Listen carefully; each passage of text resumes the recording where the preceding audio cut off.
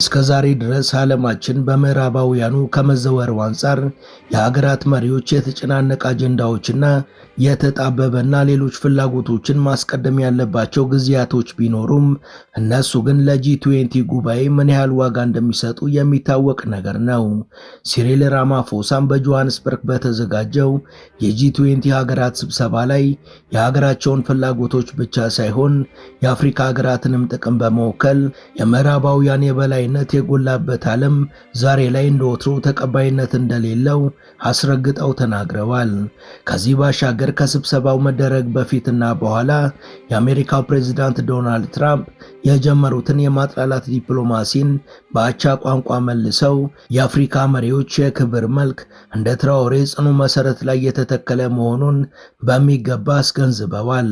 በዚህም በርካቶች ራማፎሳ የትራኦሬን ጠጣር መንፈስ ተቀላቅለዋል በማለት እያሞካሿቸው ይገኛሉ። As a country, we are aware that the stance taken by the United States administration has been influenced by a sustained campaign of disinformation by groups and individuals within our country, in the United States and elsewhere. ይህ የዶናልድ ትራምፕ ውሳኔ ትክክለኛ ያልሆነና በውሸት ላይ የተመሰረተ ነው። ይህን የሚያደርጉት ደግሞ በሀገር ውስጥም ሆነ በውጭ ያሉ አካላት ናቸው። የፕሬዝዳንቱም ውሳኔ ደቡብ አፍሪካን የሚንቅና ክብራችንን የሚነካ ነው። ከዚህ አንጻር የሰውየውን ውሳኔ እንደማንቀበልና ለማንም እንደማናጎበድር ለማሳወቅ ወዳለሁ። እኔ የደቡብ አፍሪካ መሪ እንደመሆኔም የደቡብ አፍሪካን ክብር አስቀድማለሁ።